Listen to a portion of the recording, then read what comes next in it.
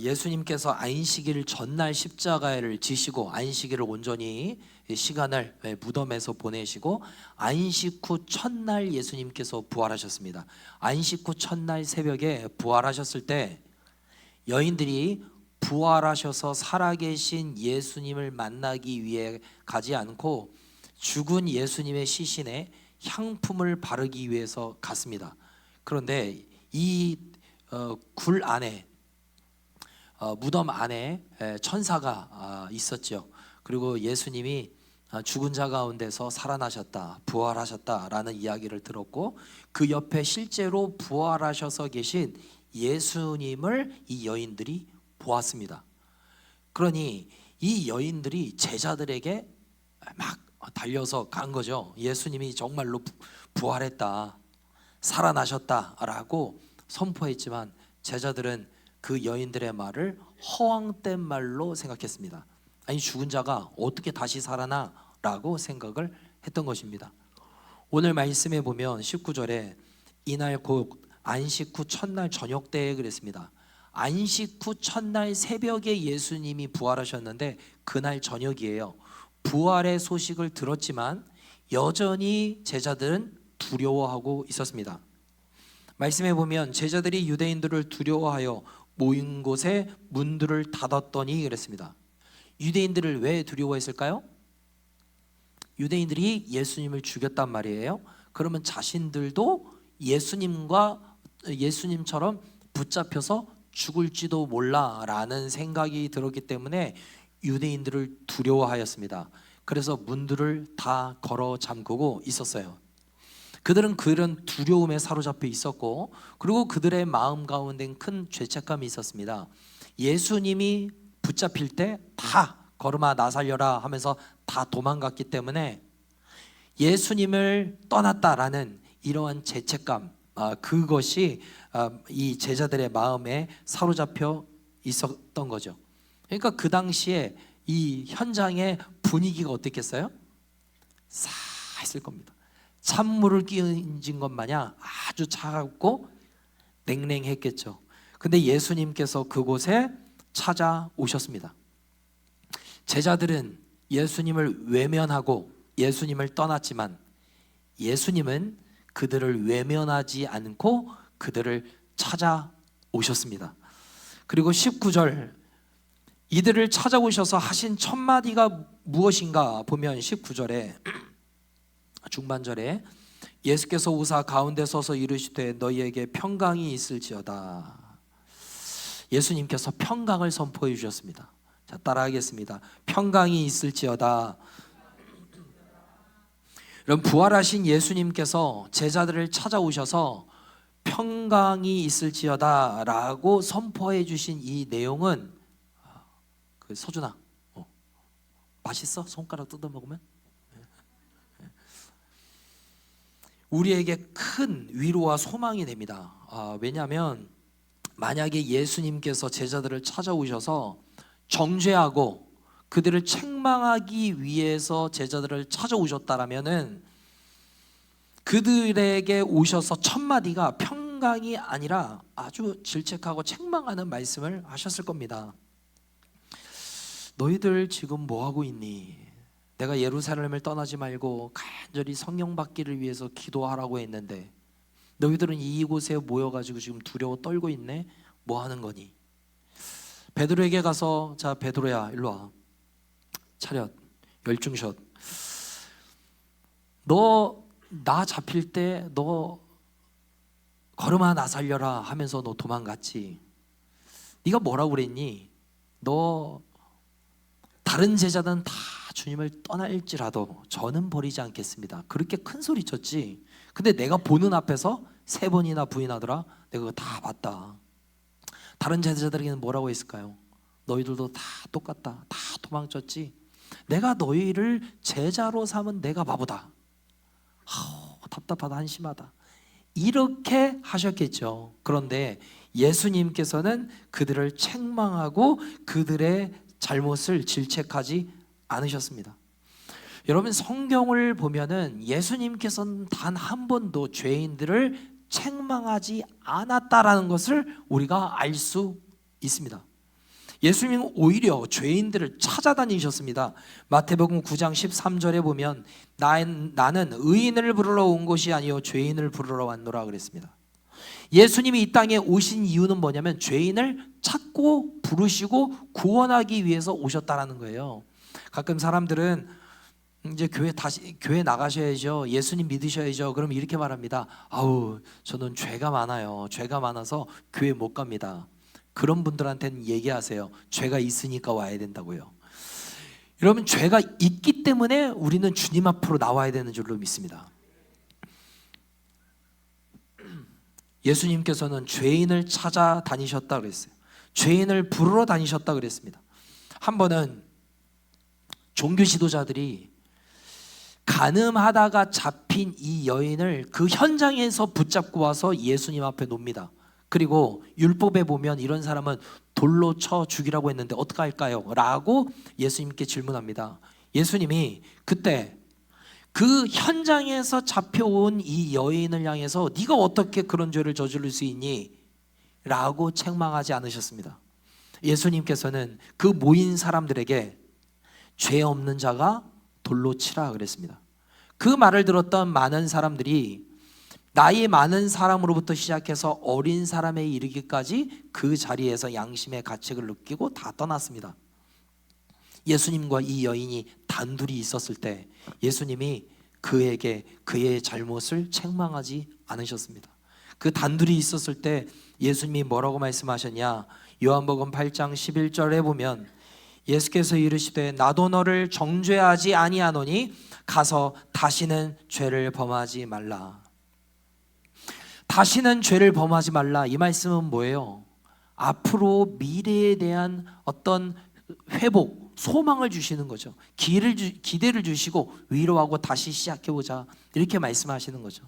만약에 우리가 지난날 과거의 잘못과 실수와 우리의 죄들을 하나님이 낱낱이 까발리면서 우리를 책망하고 정죄하면 누가 주님 앞에 설 수 있겠어요?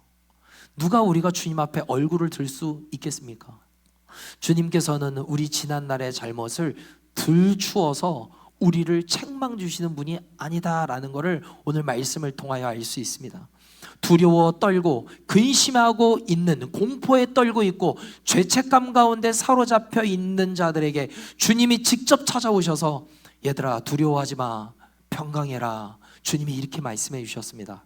이거는 제자들에게만 하시는 것이 아니라 오늘을 살아가는 우리에게도 주님께서는 평강 주시기를 기뻐해 주시는 줄로 믿습니다. 다시 한번 따라 하겠습니다. 평강이 있을지어다. 평강이 있을지어다. 아멘. 아멘. 부활하신 예수님께서 제자들을 찾아오셔서 평강이 있을지어다 라고 말씀해 주신 이유는 그들에게 가장 필요한 것, 지금 두려워 떨고 있는 그들에게 가장 필요한 것이 다른 그 어떤 게 아니라 평강의 마음을 허락해 주시는 것, 그게 가장 필요한 거다라는 거예요. 만약에 그들에게 돈이 필요했다면 얘들아 내가 돈 줄게 이러셨겠죠. 그들에게 어떤 좋은 직장이 필요했다면 좋은 직장 구하는 방법을 알려주셨을 겁니다. 편안하고 안락한 환경이 필요했다면 그것을 주셨을 거예요. 근데 주님은 그런 외적인 조건을 바꿔주시려고 하지 않으셨습니다. 오직 단 한 가지, 평강이 있을지어다 라고 선포해 주셨어요. 여기에서의 평강이라는 것은 세상이 주는 것과 같지 않다라고 말씀하셨어요. 주님이 말씀하시는, 주님이 주시는 평강은 무엇이냐면 세상과 다른 평강이라고 그랬거든요. 요한복음 14장 27절 말씀을 함께 읽어보겠습니다. 시작.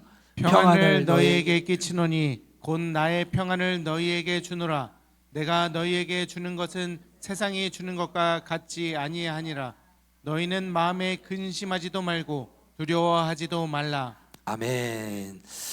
예수님이 주시는, 하나님이 주시는 평강은요 세상이 주는 것과는 다르대요. 그러면 세상이 주는 평강과 하나님이 주시는 평강은 차이점이 있다라는 거거든요. 세상이 주는 평강은 뭘까요? 우리가 어떠한 문제가 있는데 그 문제가 해결이 되면 오는 편안함이 있죠. 무언가 문제가 있었는데 그게 해결이 되면 우리는 어떤 마음이에요? 휴, 다행이다. 이 문제가 이제는 해결됐네 하고 편안하게 됩니다. 어떤 장애물이 있습니다. 그런데 그 장애물이 내 앞에 있으면 어이쿠, 어떡하지? 하고 가슴이 철렁 내려앉죠. 그런데 그것이 제거가 되면 휴, 다행이다. 이게 세상이 주는 평안입니다. 그런데 하나님이 주시는 평강과 주님이 선포해 주시는 평강은 무엇이냐면 외적인 환경과 외적인 조건과 관계없이 오는 평강을 말하는 거예요. 여러분, 이게 주님이 주신 평강입니다. 이게 놀라운 거죠. 주님께서는 이 두려움에 떨고 있는 제자들에게 이 평강을 선포해 주셨습니다. 저와 여러분 모두가 주님이 주시는 이 평강 가운데 살아가기를 주님이 원하시는 줄로 믿습니다. 여러분, 예수 믿는 자는 하나님이 주시는 이 평강을 사모해야 할 줄로 믿습니다. 그 문제가 있을 때 염려가 되고 두렵게 되고 그 두려워 떨게 되는 그런 마음 말고, 문제가 있으면 두려워 떨다가 해결되면 휴, 여러분 그거 말고 있어도 마음이 흔들리지 않고 요동하지 않는 평강, 여러분 그것을 주님이 지금 주시기를 원하신다라는 거예요. 여러분, 이 자리에 계신 모든 자들에게 주님이 이 평강을 허락해 주시는 줄로 믿습니다. 사도 바울은요, 이 하나님으로부터 오는 평강이 모든 그리스도인들에게 임하기를 원하였어요. 그래서 이 서신서를 보면요, 처음과 끝에 늘 평강 있기를 축복하는 구절들이 많습니다. 에베소서 1장 2절에 보면 하나님 우리 아버지와 주 예수 그리스도로부터 은혜와 평강이 너에게 있을지어다. 서신서 첫 스타트를 그렇게 하고 있고요. 그 다음에 6장 23절, 아버지 하나님과 주 예수 그리스도께로부터 평안과 믿음을 겸한 사랑이 형제들에게 있을지어다. 평강을 지금 선포해 주고 있죠. 왜요? 그게 중요하니까 모든 그리스도인들에게. 갈라디아서 1장 3절, 우리 하나님 아버지와 주 예수 그리스도로부터 은혜와 평강이 있기를 원하노라. 6장 16절, 무릇 이 규례를 행하는 자에게와 하나님의 이스라엘에게 평강과 긍휼이 있을지어다. 여러분, 바울은 늘 평강이 그리스도인들에게, 모든 그리스도인들이 있기를 소망하였습니다. 여러분, 이게 주님의 마음이에요. 하나님이 주시는 흔들리지 않는 평강의 은혜가 오늘 예배의 자리에 나온 모든 성도들에게 넘쳐나게 되기를 예수님의 이름으로 축복합니다. 아멘. 예수님께서는 평강이 있을지어다라고 한 번만 말씀하지 않으셨어요. 오늘 말씀 20장 21절의 말씀에 보니까 예수께서 또 이르시되 너희에게 평강이 있을지어다. 여러분, 두 번이나 말씀하셨다는 건 뭐예요? 강조입니다. 강조. 엄마가 너한테 말하는 거, 너 이거 중요해, 이거 꼭 기억해야 돼, 자조심해야 돼, 뭐 이런 거 있잖아요. 계속 강조하는 거, 중요하니까 그렇게 한 거죠.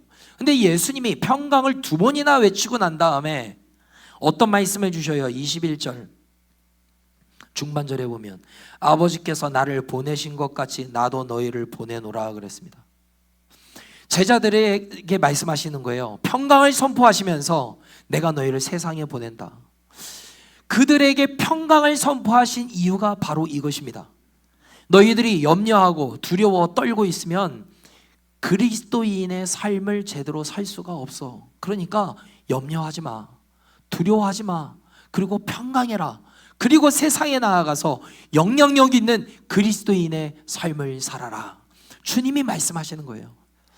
여러분, 우리가 이제 이렇게 주일날 모여서 우리가 예배 드리는 이유는 뭐냐면, 이거 1시간 하나님 앞에 앉아서 예배 드리는 것 자체가 목적이 아닙니다. 우리가 모여서 무엇 해야 되는 거냐면 영적으로 충전하는 시간이에요. 우리가 핸드폰을 하루 종일 이렇게 쓰게 되면 저녁 시간에 뭐 10% 20% 남습니다. 근데 우리는 잭을 꽂아서 충전하죠. 그래야 그것을 다시 사용할 수 있으니까. 여러분, 그거와 같이 모든 그리스도인들이 주일날 모여서 예배드리는 이유는 무엇이냐면, 우리가 이곳에서 무언가 좋은 이야기를 듣고 끝이 아니고 이곳에서 영적으로 재충전하는 시간입니다. 말씀으로 재충전하는 시간이고 하나님이 주시는 평강을 경험하는 시간입니다. 그리고 세상에서 이제는 마음 편히 살아? 그게 아니고 하나님이 주시는 능력과 권능과 힘을 받아서 세상에 나아가서 어떻게 살아라? 복음 증거하면서 살아라. 그리스도인다운 삶을 살아라. 구별된 삶을 살아라. 거룩하게 살아라. 주님이 우리를 이곳에 오늘 부르신 이유는 바로 이것에 있는 줄로 믿습니다. 우리가 이것을 잘못 생각하면 우리는 이 1시간 동안 앉아서 그냥 말씀을 듣고 좋은 이야기 들었다, 마음이 좀 쉼을 얻었다, 그래. 여러분, 그것이 아닙니다. 주님께서 모든 그리스도인들에게 또 제자들에게 평강을 선포해 주시는 이유는 무엇이냐면 평강을 맛보아라. 두려워하고 염려하지 말고 평강을 맛봐. 그래서 세상에 나아가서 너희가 영향력 있는 그리스도인 제자의 삶을 살아라. 여러분, 이것도 위해서 주님이 지금 평강을 선포하셨다라는 거죠. 지금 제자들이 두려움 속에 숨어있는 제자로 있었습니다. 근데 은둔형 외톨이로 너희들끼리 모여서 너희들끼리 잘 먹고 잘 살아, 이것 위해서 주님이 그들을 제자로 삼으신 것이 아니다라는 겁니다. 너희들이 평강을 맛봐라. 다시 한번 회복해라. 그리고 세상으로 나아가라. 그리고 나의 제자로서의 삶을 살아라. 주님이 그것을 위해서 평강을 허락하여 주셨다라는 겁니다. 따라하겠습니다. 주님, 다시 한번, 주님, 나에게 평강을 주옵소서. 사명을 감당하기 위해 평강을 주옵소서. 아멘.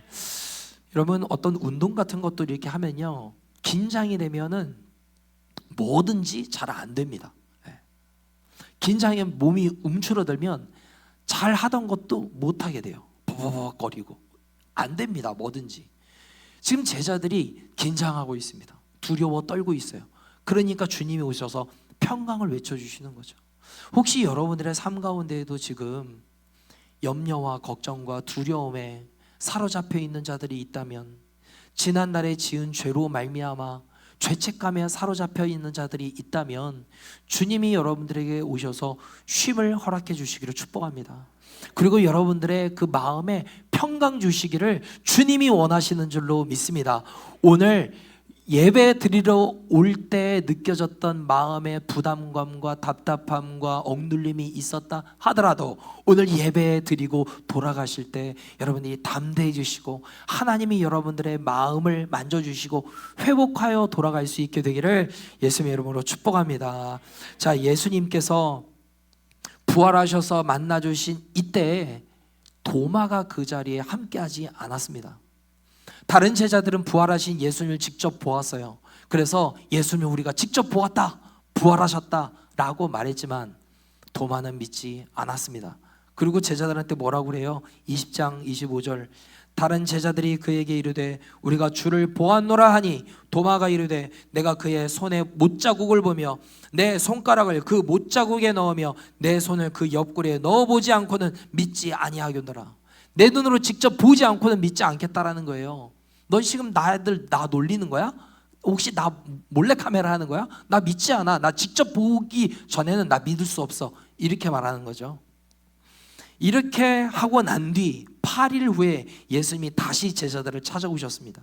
26절, 여드레를 지나서 제자들이 다시 집 안에 있을 때 도마도 함께 있고 문들이 닫혔는데 예수께서 오사 가운데 서서 이르시되 너희에게 평강이 있을지어다. 다시 한번 찾아오셔서 평강을 허락하여 주시는 거죠. 선포하시는 겁니다. 그런데 자 보세요. 그들이 무엇하고 있었습니까? 세상으로 보내노라 그랬는데 그들이 무엇하고 있었어요? 제자들이 다시 집 안에 있습니다. 문들이 닫혀 있었습니다. 뭐예요? 첫 번째랑 달라진 게 없습니다. 주님은 오셔서 평강을 선포해 주셨는데, 2번이나 선포해 주셨는데 8일 뒤에 다시 오셨을 때에도 여전히 그들은 두려워하고 있었습니다. 여러분, 여기서 좀 의문이 되는 게 있지 않습니까? 예수님이 평강이 있을지어다 라고 2번이나 말씀을 하셨습니다. 그런데 이들은 여전히 두려워하고 있었어요. 왜 그랬을까요? 주님은 평강이 있을지어다 라고 선포하셨습니다. 그런데 그 주님의 말씀이 효력이 없는 것처럼 느껴지는 거죠. 제자들은 여전히 갇혀 있었습니다. 여전히 두려워하고 있었습니다. 여전히 그들 가운데 그 세상으로 나아가지 않고 있었어요. 아, 주님은 평강을 선포했지만 주님의 유효기간은 일주일밖에 안 되는구나. 여러분, 아닙니다. 주님이 제자들에게 평강을 선포해 주셨지만 그들이 평강하지 못했던 이유는 무엇이었냐면 주님의 말씀을 믿음으로 붙잡지 않았기 때문입니다. 히브리서 4장 2절 말씀에 보면 이런 말씀이 있어요. 그들과 같이 우리도 복음 전함을 받은 자이나 들은 바 그 말씀이 그들에게 유익하지 못한 것은, 자, 들은 바라는 게 뭐예요? 들어도, 이 말이에요. 하나님의 말씀을 들어도 이거죠. 제자들이 평강이 있을지어다 라는 말씀을 들었지만 그들에게 유익하지 못한 것은, 평강이 임하지 못한 이유는 이 말이에요. 평강하지 못하고 주님의 말씀이 효력이 없던 이유는, 그 이유가 뭐냐? 듣는 자가 믿음과 결부시키지 아니함이라 그랬습니다. 주님이 말씀을 하셔도 그 말씀을 붙잡지 않았다라는 거예요. 믿음으로 결부시키지 않으니까 말씀이 능력이 있어도 능력의 삶을 살지 못했다, 이 말입니다. 주님의 말씀은 능력이 있는데 주님의 말씀은 능력이 없는 게 아닙니다. 있습니다. 그런데 그들을 믿음으로 붙잡지 않았다는 겁니다. 그러니 평강하지 못했던 삶을 살았다라는 겁니다. 여러분, 이 말씀은 오늘도 동일합니다. 주님의 선포되어지는 말씀을 우리가 믿음으로 딱 붙잡고 결부시키면 그 말씀이 우리의 삶을 지배하게 되는 줄로 믿습니다. 그런데 그 말씀을 우리가 믿음으로 붙잡지 않으면, 결부시키지 않으면 말씀이 능력이 있어도 우리의 삶을 사로잡지를 못한다라는 거예요. 여러분, 하나님의 말씀이 날마다 선포되어지고 우리가 읽지만 그 말씀을, 아, 그래, 이 말씀 나에게 주시는 말씀이지, 내가 붙잡아야지. 여러분, 이럴 때 그 말씀이 효력이 발생한다고요. 능력이 된다고요. 근데 그 말씀을 우리가 붙잡지 않으니까 말씀이 우리를 사로잡지 못하게 된다, 이 말입니다. 주님은 그것이 안타까운 거죠. 그래서 다시 오셔서 뭐라고 말씀하시는 거예요? 평강이 있을지어다. 평강은 늘 선포하지만 그들이 붙잡지를 않은 겁니다. 다시 한번 믿음으로 붙잡아라, 이 말씀이죠. 그러면서 뭐라고 그래요? 성령을 받으라 라고 말씀하시나요? 그들에게 성령을 받으라 라고 말씀하신 이유는 무엇입니까? 성령은 무엇입니까? 지금 예수님은 내 눈앞에 있으면 주님이 살아계시네? 라고 믿어요. 근데 주님이 안 보이면 주님이 또 돌아가셨나? 사라지셨나? 나와 함께하지 않네? 이렇게 생각합니다. 그러니 내 앞에 있을 때는 담대하죠. 주님이 떠나면은 다시 두려워지죠. 그러면서 성령을 받으라는 건 뭐예요? 성령은 하나님의 영이십니다. 영이신 하나님이에요. 그러니까 영이신 하나님이 너희와 늘 함께 할 거야, 염려하지 마, 이 말이에요.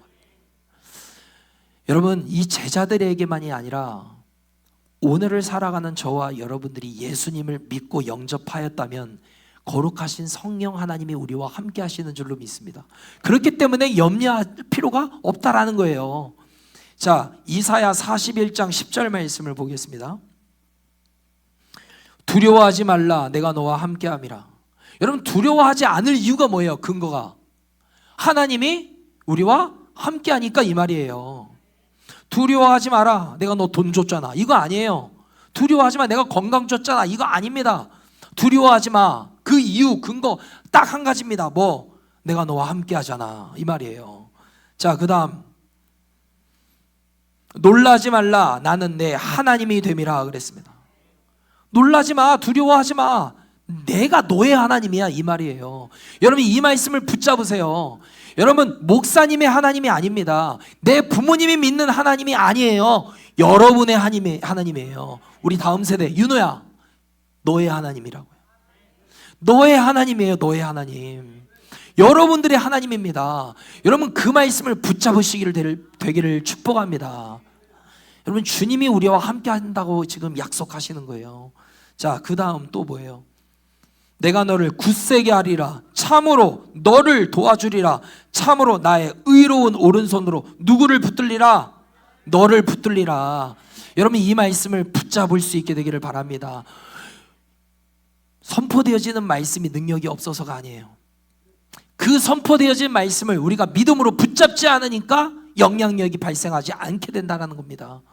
주님이 죄책감 가운데, 무기력 가운데, 두려움 가운데, 공포 가운데 사로잡혀 있는 제자들에게 오셔서 주님은 계속해서 외치신 것은 뭐냐면 평강이 있을지어다 하였어요. 여러분 우리에게 주님은 이 평강을 주시기를 원하시는 줄로 믿습니다. 우리가 사모했으면 좋겠습니다. 하나님, 문제가 있어서 우리는 두려워하고 염려합니다. 그러니까 주님 이 문제를 제거해달라고 우리는 기도하지만 주님 나에게 성령을 부어주시고 믿음을 더하여 주시고 하나님이 나와 함께 하신다는 믿음으로 말미암아 평강을 맛보아 알게 하여 주시옵소서. 예수님이 말씀해 주신 그 평강을 경험케 하여 주시옵소서. 여러분 이렇게 기도하고 사모할 수 있는 저와 여러분 되기를 예수님의 이름으로 축복합니다. 기도하겠습니다. 이 시간 주신 말씀을 붙잡고 기도하겠습니다. 부활하신 예수님께서는 제자들을 찾아오셔서 그들을 혼내지 않으셨어요. 책망하지 않으셨습니다. 두려워 떨고 있는 제자들의 마음에 평강이 임하기를 선포해 주셨습니다. 주님, 우리에게도 우리의 지난날의 잘못과 우리의 실수와 우리의 죄들을 들추지 않으시고 덮어주시면서 평강 주시기를 기뻐하시는 주님 감사합니다. 하나님, 우리가 염려가 되고 두려움에 떨고 있을 때 우리의 마음 가운데 평강의 은혜를 경험케 하여 주시옵소서. 하나님, 그것이 맛보아 알게 하여 주시옵소서. 평강이, 주님이 선포하시는 그 평강이 나의 삶 가운데 임하게 하시고 그 평강을 누리게 하여 주시옵소서. 함께 주신 말씀을 붙잡고 기도합니다. 하나님 감사합니다. 아버지 하나님, 주님께서 선포하시는 그 평강이 우리에게도 임하게 되기를 간절히 소망합니다. 평강 주시기를 기뻐하시는 주님, 내가 그 평강을 맛보아 알게 되기를 간절히 소망합니다. 하나님, 세상이 주는 평강과 다르다고 말씀하셨습니다. 주님이 주시기를 원하는 우리에게 선포하시는 그 평강은 외적인 환경과 조건에 관계없이 절대적으로 임하는 평강입니다. 하나님이 우리와 함께 하실 때 누릴 수 있는 평강입니다. 맛보일 수 있는 평강입니다. 그 선포되어지는 평강이 우리의 삶 가운데 임하게 하여 주옵소서. 누리게 하여 주시옵소서. 하나님이 우리와 함께 하십니다. 성령으로 우리와 함께 하십니다. 우리를 붙들고 계시는 줄로 믿습니다. 주여, 하나님 우리에게 이 믿음을 허락하여 주시옵소서.